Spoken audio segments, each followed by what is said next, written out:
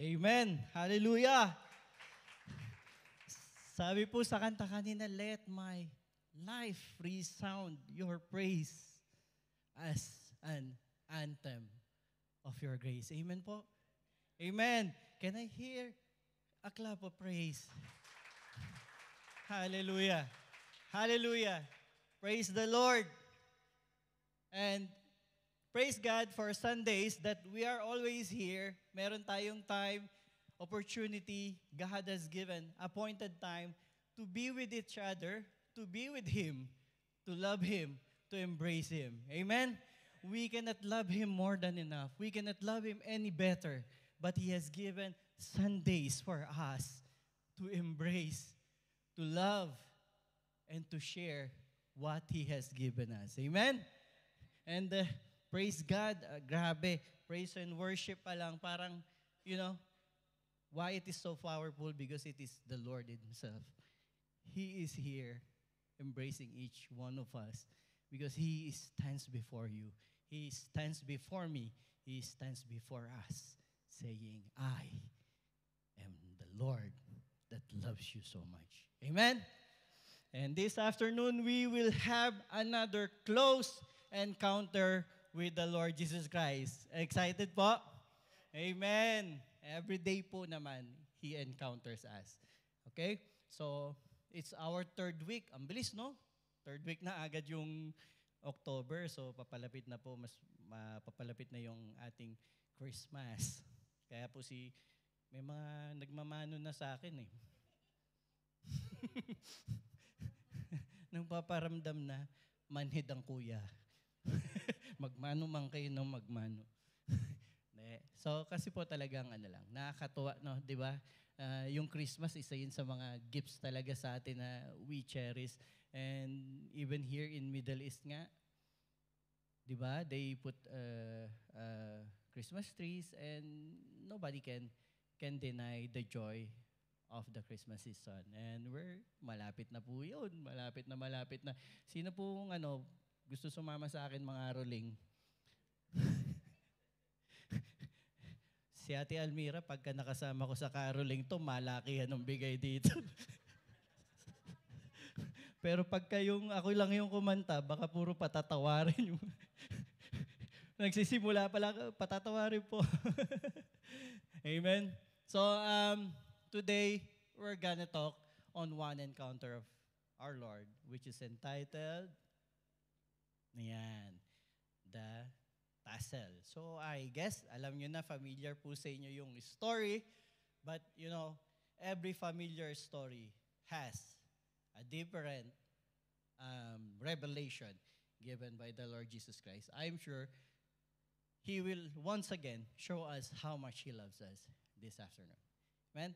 Let us pray. Lord, hallelujah. Praise your name, Father God. Thank you for these Sundays. Thank you for your love, for your blessing, and for all of these brethren of us na kasama po namin ngayon, maging yung pong mga hindi namin nakasama. I know your grace upon grace is always with all of us here or outside this church. I thank you, Father God, that I know this afternoon you are the one who stands before us giving your message of full grace, your love. Your love and your love. Lord, hide me behind you. Speak only what you would like me to say. In the name of Jesus Christ, thank you for your words, for the victory. Amen. Amen. Amen. So, tassel. Yung pag-uusapan po natin. Yung mga, yung nakita nyo. Parang marami siyang, di ba, mga palawit sa laylayan. Sabi kong ganun, sa susunod na mag-preach ako, hindi ko na dito sa kamay. Pansin nyo tuwing andito ako, meron ako neto. Susunod, lagay ko na lang dito. Parang bagong style naman. Lumang style pero bago. Amen? So, we continue on tassel. Ano ba yung tassel? Yung tassel na yun nung araw, parang ito, nakuha ko lang sa, Bali, sinend sa akin ni Jesus Christ yung picture niya nung naglalakad sila dun sa one time. Hindi, nakuha ko po yan sa movie. Ito po yung tassel, makikita niyo. Nandun sa baba. Nakasabit sa dulo nung mga laylayan ng mga damit nila. Sa laylayan ng lipunan, no? Sa laylayan, nakapula ako pero laylayan po yung pinag-usapan natin. So yan po yung tassel. And here, makikita nyo, sa mga Jews, halos lahat sila meron. Kasama yan. Parang kasama yan sa sign nila. Kumbaga ano nila yun kasama yan sa trademark. Mamaya, malaman natin, bakit sila may mga ganyan? Bakit may tassel? Ano yung meaning nun? And what is the significance dun sa mga Jews, yung tassel na yan? Amen? And let's read the story from the verses. From Luke chapter 8, it is from verses 43 and 48. Amen? So let's read it. Sabi po dito, and there was a woman who had a discharge of blood for 12 years. And though she had spent all her living on physicians, she could not be healed by anyone. She came up behind him, see Lord, and touched the fringe of his garment. And immediately, her discharge of blood ceased. And Jesus said, who was it who touched me? And when all denied, Peter said, yung favorite ko si Peter, nakarelate na naman ako dito, yung pagka-pilosopo. Master, the crowd surround you and are pressing on you. Parang, di ba? Yun. Lahat nagsisiksikan eh. Tatanong ka niyang ganun. Tanong mo yan talaga. Joke ba yan, Lord? Parang gano'n, di ba? Pero kasi nga, nakakapagtaka. Jesus Christ, no? Who was it that touched me? But Jesus said, someone touched me, for I perceive that power has gone out from me. And when the woman saw she was not hidden, she came trembling. Falling down, he declared in the presence of the people why she had touched him and how she had been immediately healed. And he said to her, daughter, your faith has made you well. Go in peace. Amen. Purihin po ang Panginoon sa kanyang mga salita. Actually, hindi na kailangan si Kuya Chris ipaliwanag yan eh. The story itself, it is already full of love. Full of love. Naniniwala kayo, every encounter with Jesus Christ is always wonderful. Amen? And every day we do that. We just have to see Him passing through. Amen? So let's continue. About this, meron tayong mga pag-uusapan. First, let's talk about natural factors. Ano yung mga nandiyan sa story? Okay, natural factors. We'll talk about first, about the sickness. Amen? Sickness is something that we all had.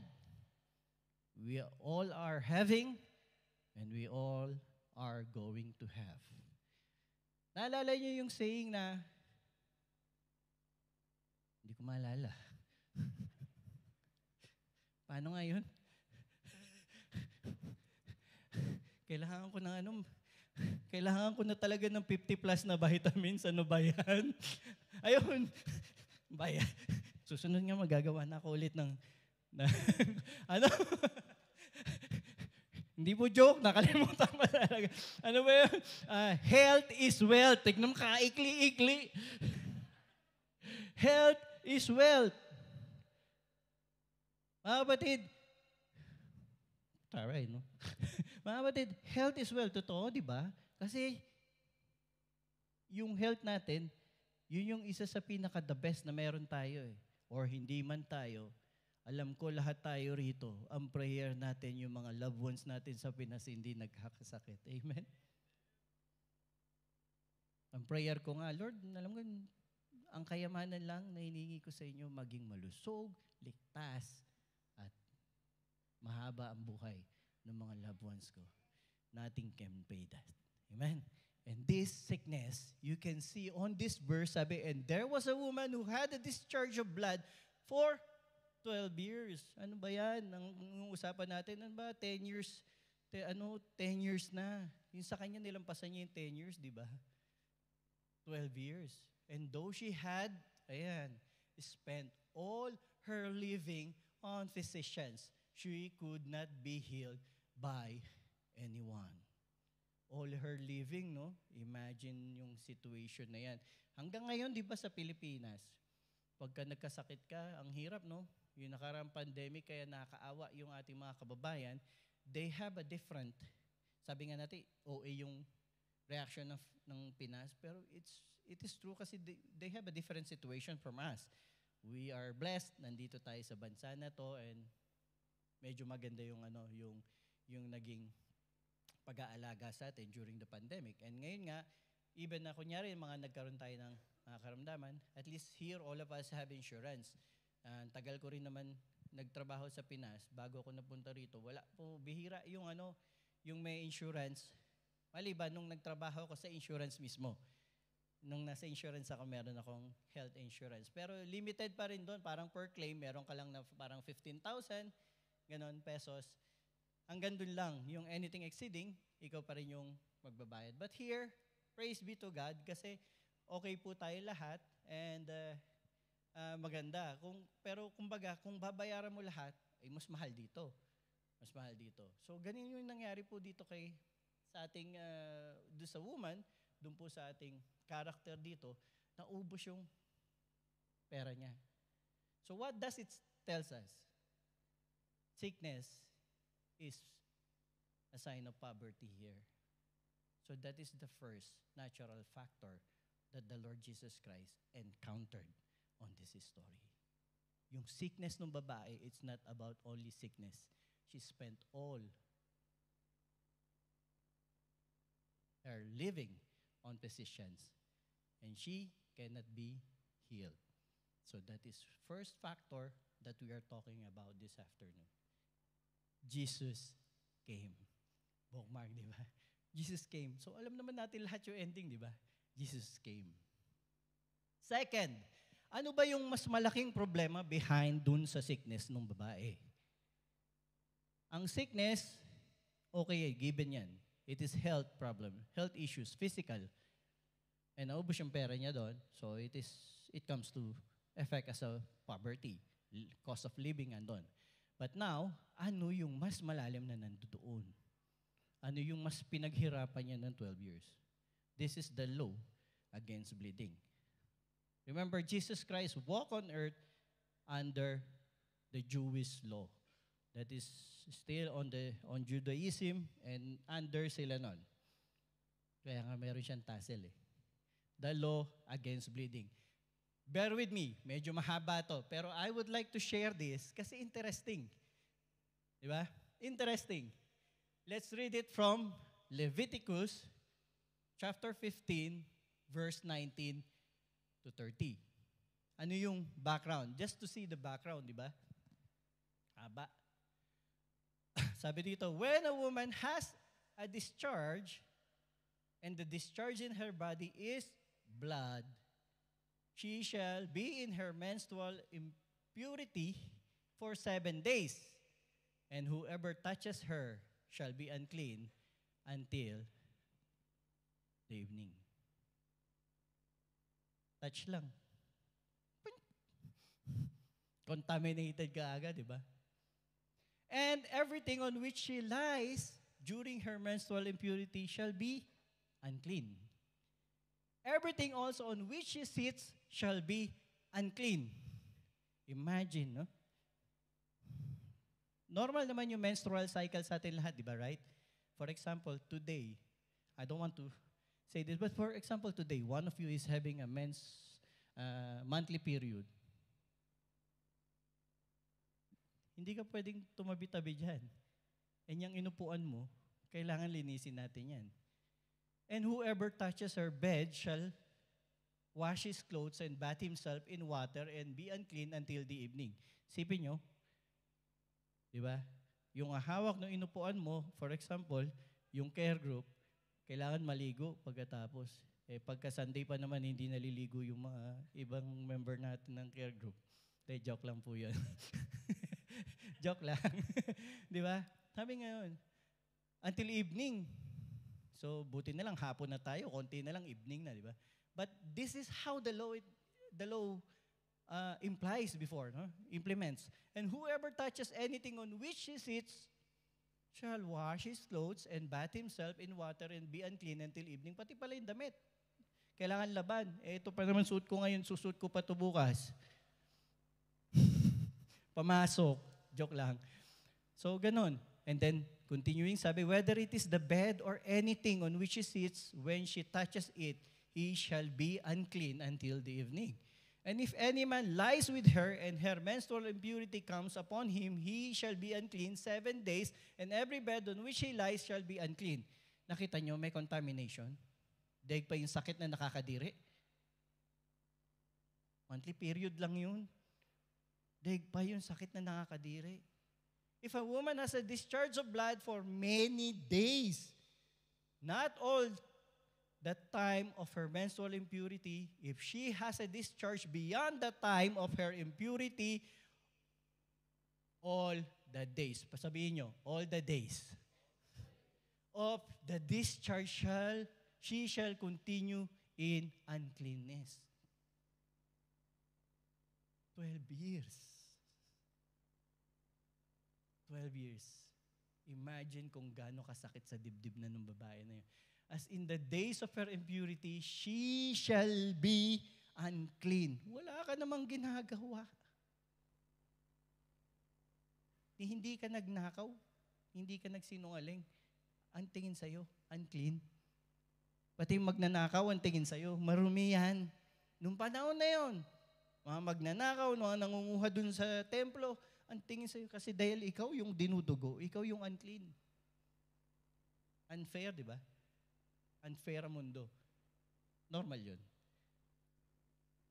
Sabi, every bed on which she lies, all the days of her discharge shall be to her as the bed of her impurity. So, ibig sabihin, in short na imagine nyo, yung babae, pati yung entire na bahay niya marumi. Can you imagine that lady for 12 years, iniiwasan ng lahat, pinandidirihan. Paano magtatrabaho yan? May sakit, gusto niya magpagamot, hindi siya maka-earn ng money kasi sino mag-hire sa kanya? Kilala ka, kilalang kilala kita. Ikaw yung dinudugo. Hindi ka pwede rito kasi lahat ng hawakan mo dudumi. Lahat tayo hindi natin magagawa. Lahat yan wala tayo ikikilos. Do you imagine? Gusto niyang kumita ngayon, gusto niyang maghanap buhay, walang tatanggap sa kanya. Deeg pa yung taong tad-tad ng tato. Di ba? Daig pa ng tao na ex-convict. Kasi ngayon, di ba sa Pinas, nagkaroon ng kaya nga pagka ex-con, ang hirap maghanap. Unfair. Paano magbabago yung tao? Di ba? Hanapan ka ng NBA clearance, ng police clearance. Di ba? Kasama yun. Pero siya, wala siyang ginagawa. Okay lang yung may police record eh. Wala siyang police record pero hindi siya makakapagtrabaho.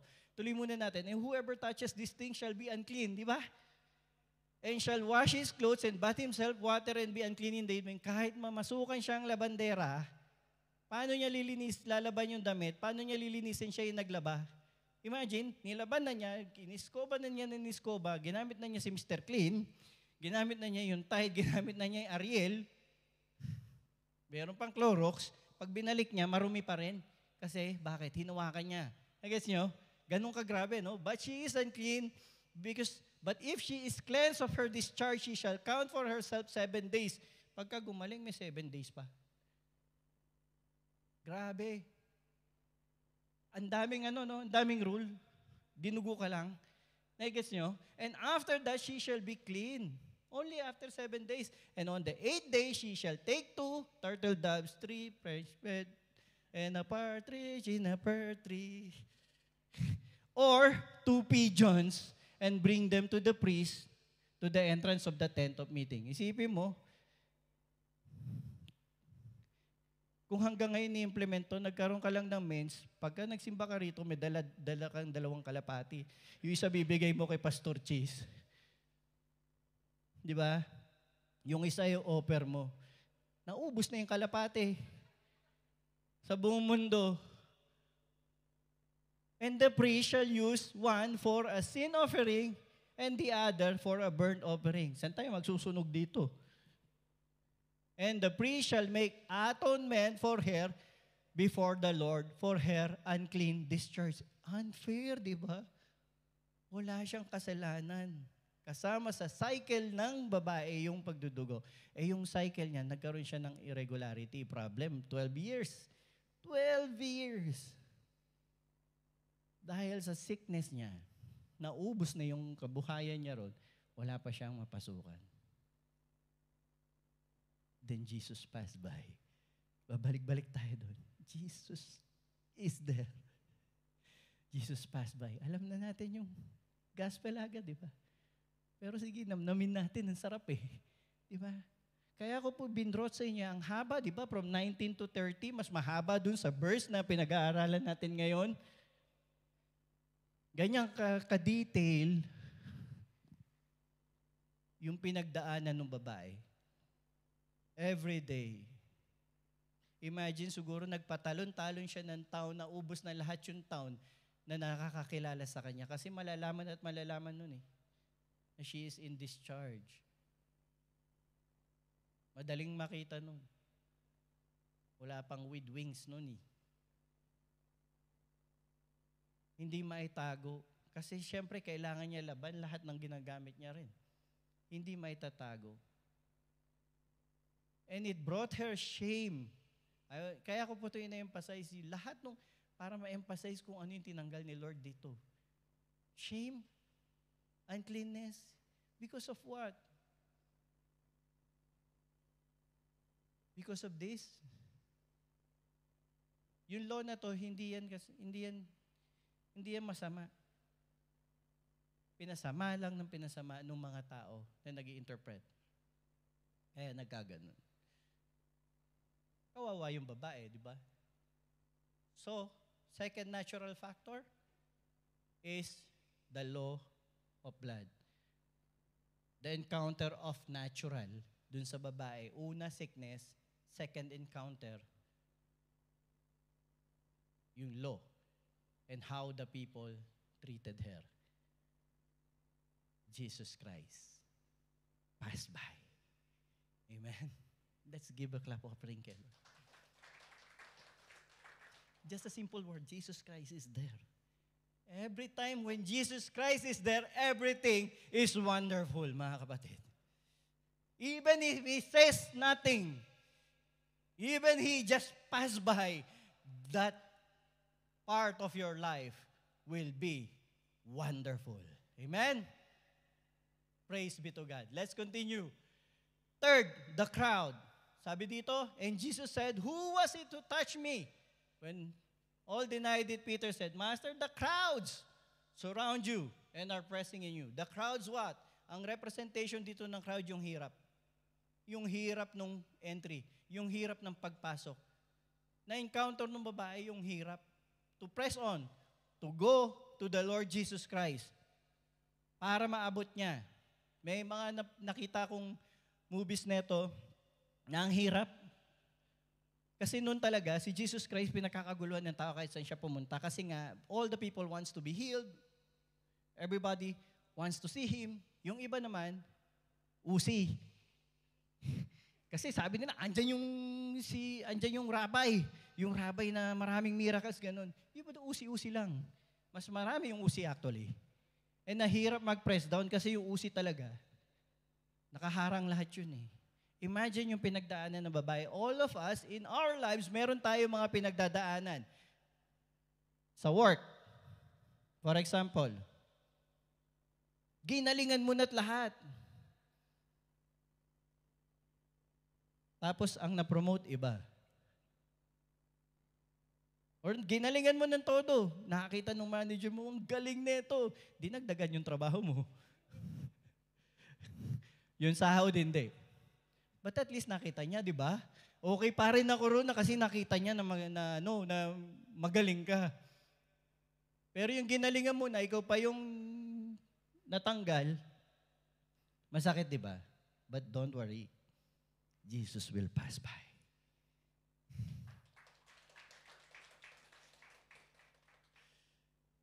Jesus Christ is passing by. No matter how the crowds press towards Him.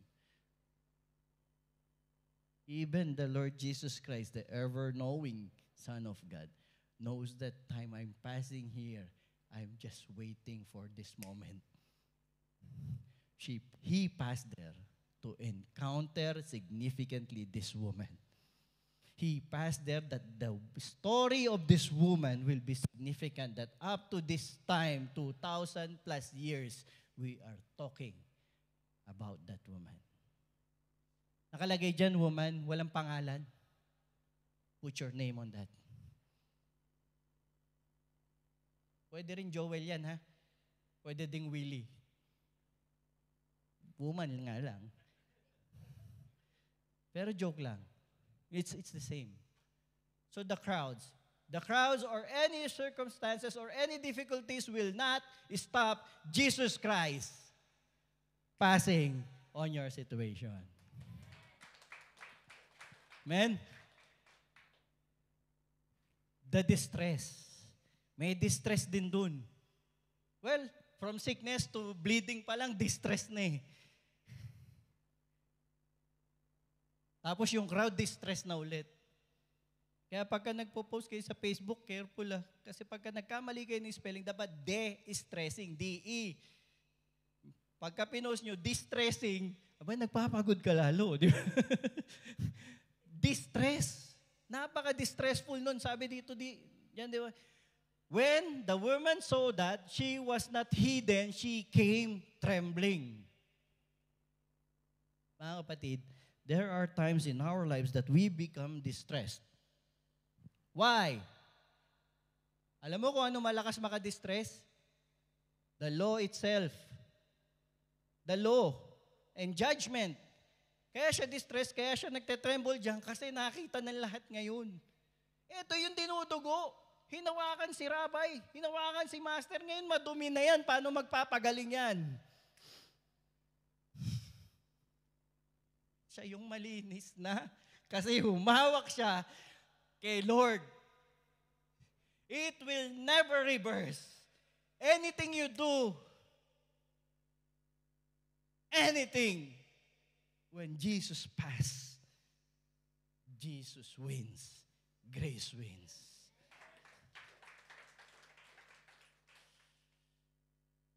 She came trembling. Sa buhay natin, isipin nyo, kung itong church natin, at yung mga pastor natin dito, binabantayan yung buhay mo. Habang may nakabantay sa'yo, mas nagtatago ka. Reality? Amen. Habang mas bawal, mas nagtatago ka, di ba? Umiwas ka ba sa bawal? Hindi. Tinago mo lang. I'm not saying you are doing it, but that is the nature of people. Sa mag-asawa, pag hindi kayo open, either sa inyo nagtatago.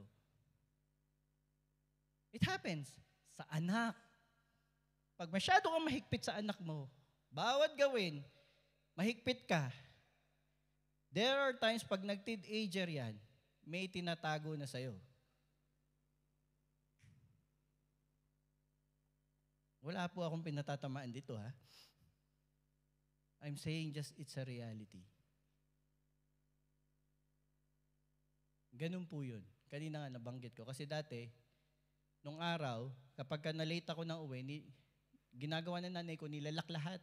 Nakapadlock na yung gate, nakapadlock pa yung pintuan, nakapadlock yung screen. Para madala ako.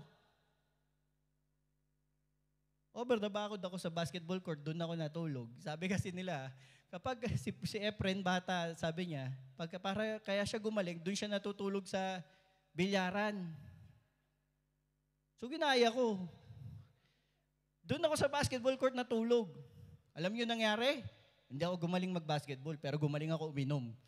Kasi tulog ako doon, lasing eh. Ang lumakas sa akin yung pag-inom. Praise God. Hindi na ako natutulog sa court.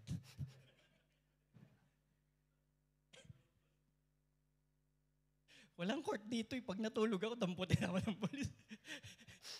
Amen? So, parang ganun. Habang merong nagpipigil, habang nagtatago ka na nagtatago eh.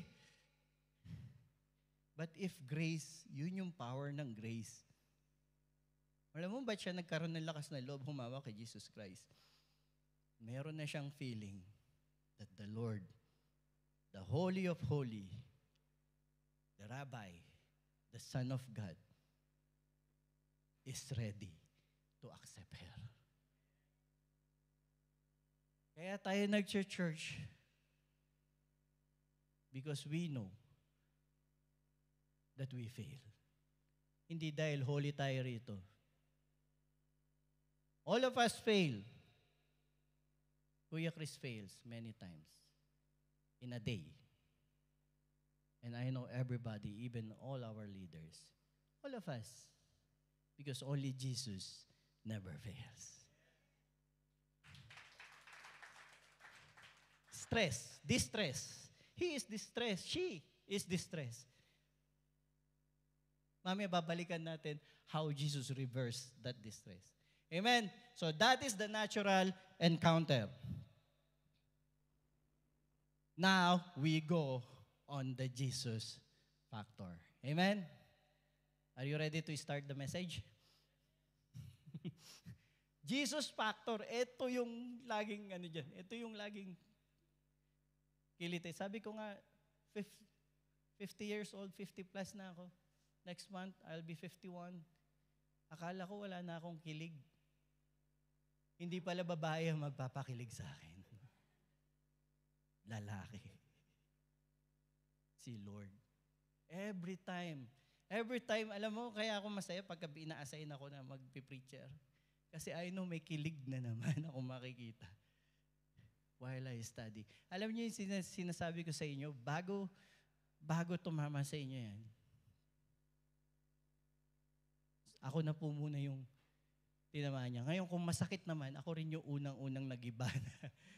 But that is the word of God. It is to correct us with love. With love. Okay, the tassel. Balikan natin si the tassel. Diba? Sabi dito, she came up behind him and touched the fringe of his garment and, sabay-sabay, immediately. Amen? Ito po yung tassels. Pag-close up. Oh, sino nakaka-relate? Sino gumagawa ng mga friendship bands dati?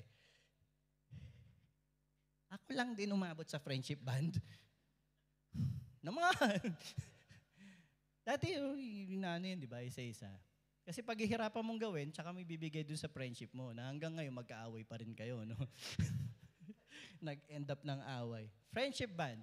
Parang ganun na itsura niya. Yun na nakita ko lang. So, ganyan siya. And how it goes, eto yan. Sabi, meanings and origins. Tzitzit, translate from the Hebrews as fringes. Yun nasa verse natin, fringes, di ba? Or tassels. And is pronounced either as tsitsirit, alibangbang, salaginto. Di ba? Tzitzit or tzitsis. The tzitzit are closely related to the talit, also pronounced either as talit or talis, which translate from the Hebrew as cloak. Ito naman yung balabal nila. Cloak. So, parang associated siya doon. Doon madalas nila ikinakabit. Pero yung way naman nung kanina, it's either doon mo ikakabit or, kasi nga, yun sa mga may posisyon, yung mga medyo maganda yung buhay, no? Nasa ano yan, parang nasa cloak. Eh sila Jesus Christ noon, mga magsasaka, mangingisda, karpentero, basta kailangan lang nakakabit sa kanila. So nakakabit dun sa laylayan ng kanyang damit. Sabi, the mitzvah or command to wear tzitzit originates in the Son, the law, Torah.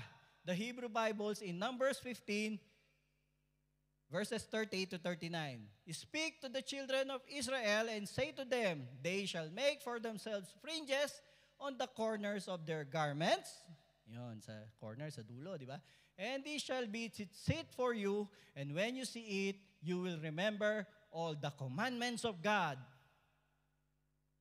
and perform them. Mga kapatid, on Jesus' encounter, He is wearing this. He is wearing this.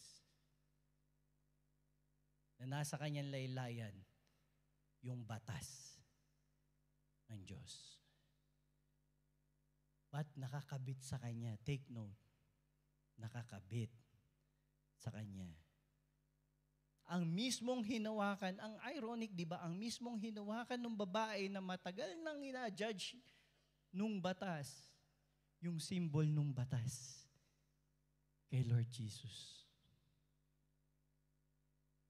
That encounter is so wonderful that Jesus Christ intended it that the woman herself touches the one that condemns her, the law, attached to Jesus Christ. Nagigets nyo na? Whatever you do, violating the law, if Jesus Christ forgives you, Jesus Christ accepts you, Jesus Christ encounters you, it doesn't matter. What matters to the Lord Jesus Christ is not the fringes, not the law, but the woman herself. All of you matter to the Lord. Amen. The power in Jesus factors. But Jesus said, someone touched me for I received that power has gone out from me. Amen? Sometimes if we don't understand, we just read this, ang tingin natin, but kaya nga si Pedro, ganun ang basa niya. Ano yung nag-OA si Lord? Why is there an specific power has gone out from me? The power that guns out from the Lord Jesus Christ this time is not the healing power. That is common sa Kanya. Kaya niya naramdaman to, kakaiba yung naramdaman niya. That is common yun for yung healing power. That is common. Because there is so much that needs to be revised dun sa babae. When the lady touches her, he felt the power because that power is the power of the finished work of the cross. Amen? Bakit?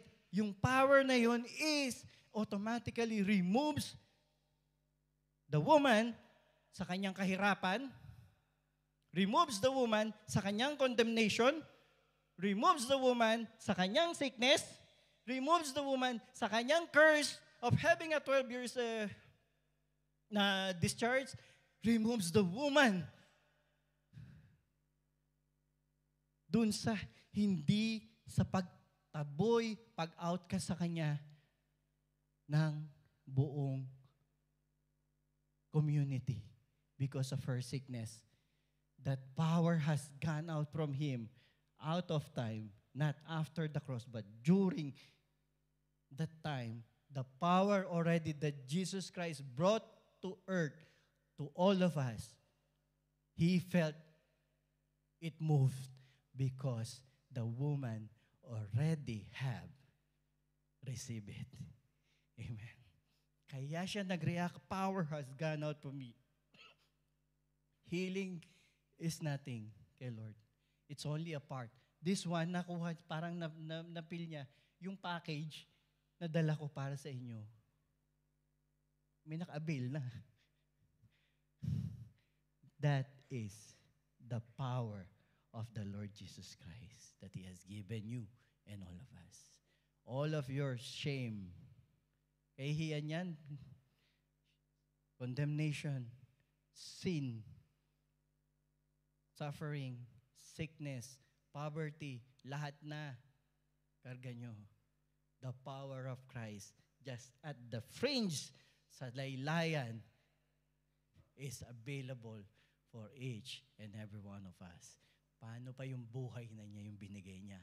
Life on the cross. That is your value to the eyes of the Father. The value same I can give Jesus Christ in exchange of you. That love brought us here together in the name of Christ.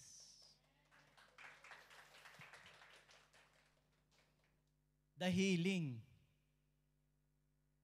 Marami sa atin dito gusto ng healing. Yung healing na H-I-L-I-N-G, no? Healing ng healing. Healing. She came up behind him and touched the fringe of his garment, and immediately her discharge of blood ceased. Kaya kanina inulit-ulit natin, immediately. Healing is just part of that package of that power. But what Jesus Christ also healed here is yung emotional distress ng babae. And immediately, you see his power, kaduktong pa rin to ng power niya. Ang daming sinabi kanina sa Leviticus. Ang daming seremonyas na kailangan gawin para siya gumaling, para siya luminis. When she touched Jesus Christ, immediately, she became clean. Mga kapatid, you are clean. Always remember this. Jesus Christ made us clean. Walang makaka-reverse nun. Even the law, even the people. Yes, we will still encounter this many times sa buhay natin. But this story is telling us, Jesus Christ has immediately healed us of all our flaws and sins. Amen? So, healing. Last, ito yung pinakamasarap. The adoption.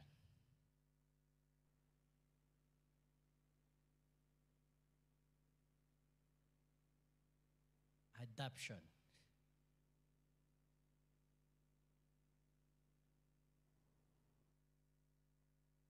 And Jesus said,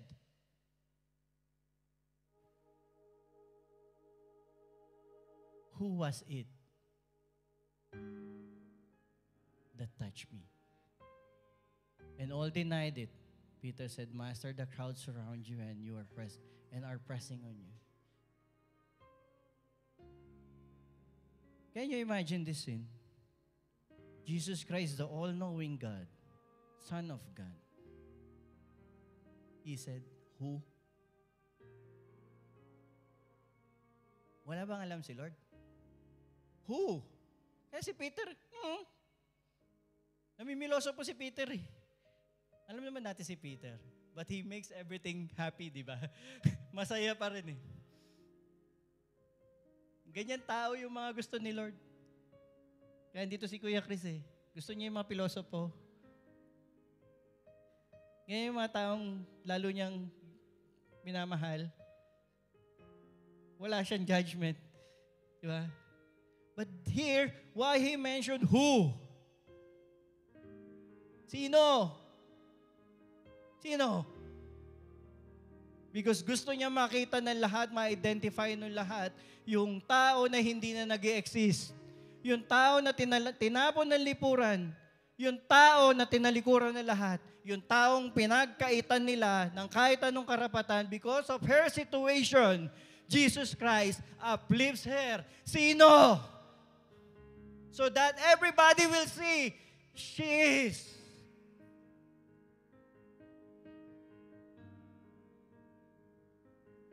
Hinawakan niya ako and she become clean. From now on, she is clean.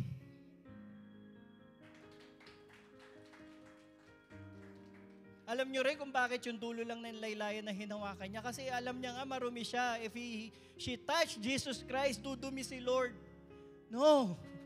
When we come to the Lord Jesus Christ, kahit gaano tayo karumi, His power, His cleanness, His holiness righteousness will always be with you, and the Father will see that all the time. Now to eternity. The Lord loves us. Sana hindi na nagpunta si Lord dito sa mundo. Who? Kaya kung palagay mo hindi ka nag-exist, palagay mo wala ka lang, palagay mo hindi ka nare-recognize, the Lord says, who? Who is? And the second verse is most powerful. After he asked who, then he told everybody, this is my child, daughter, son, child, your faith has made you well. Go in peace. My peace. I am the Prince of Peace. Sabi mo sa katabi mo, ano man yan, yung peace, nasa iyo na. Adoption from outcast, from hindi kinikilala ng lipunan, from kinalimutan ng lipunan, from napakarumi. Jesus passed by. Tumaan lang. Daughter. Sabi mo sa katabi mo, anak ka ni Lord.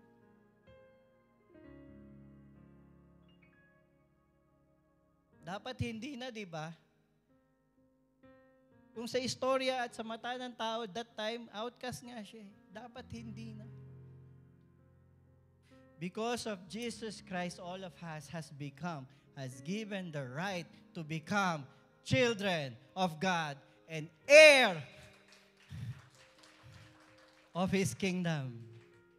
Kaya kahit ano sabihin sa inyo ng kahit sino, just remember, anak ako ng Diyos.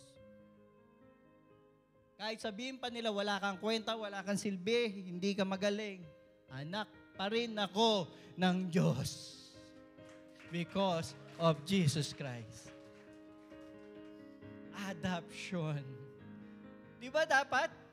Ano yun, naalala niyo yung pinag-usapan natin? Di ba dapat ang encounter ni Jesus Christ kay Pablo, away, dapat pinarusahan niya, dapat tinambangan niya yun para parusahan. Baliktad si Lord.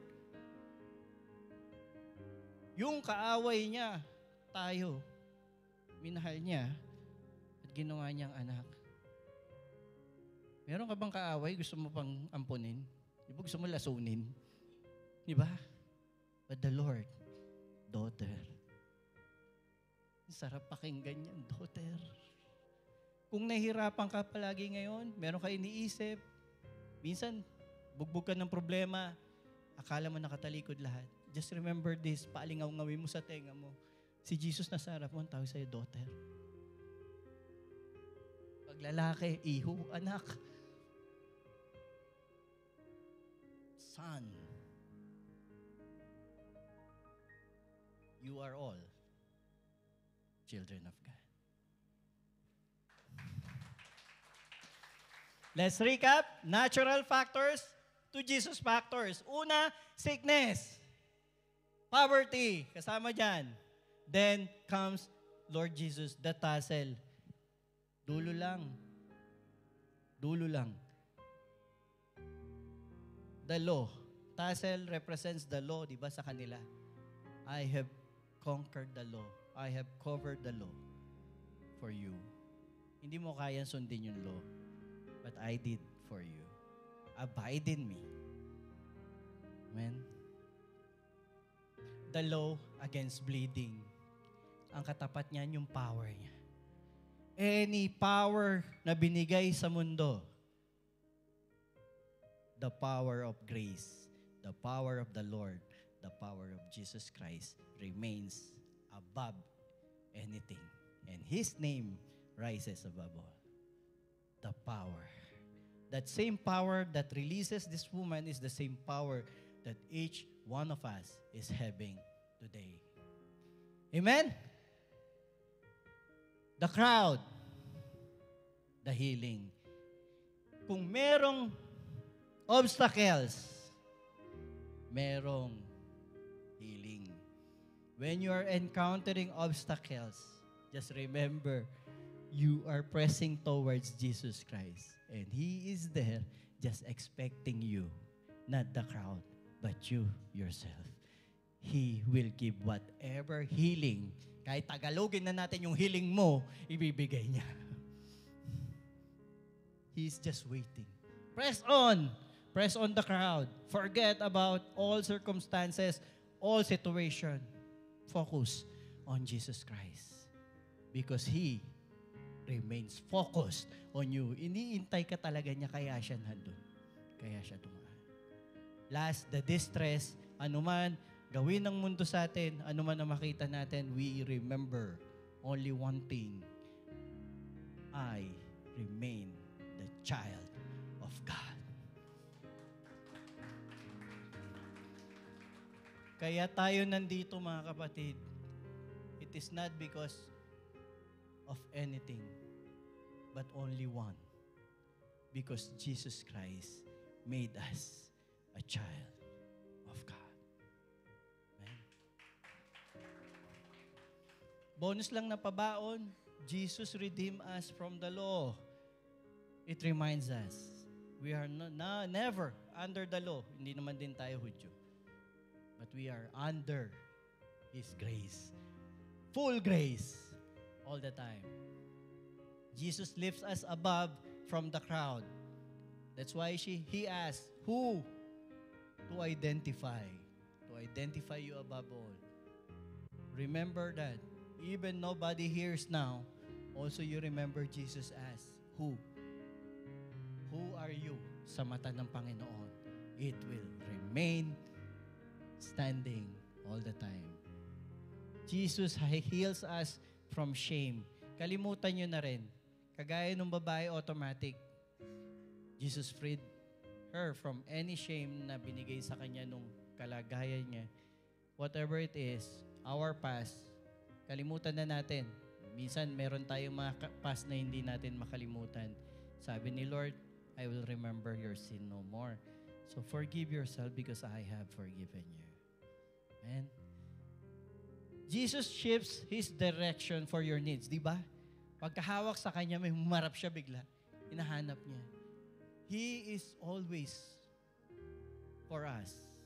And no one can ever be against us. Di ba may kanta, if Jesus says yes, nobody says no. Can say no. Can say no. And last, God adopts us through Jesus Christ despite everything. Mga kapatid, yun lang baunin natin. Mahirap tandaan lahat yan. Tandaan mo lang, anytime, anak ako ng Diyos. Because Jesus says so. Because Jesus passed by in one situation of my life. And that power remains forever and ever to eternity. Let us pray. Lord, hallelujah. Thank you again for reminding us this afternoon that in our lives, there are situations that you pass by.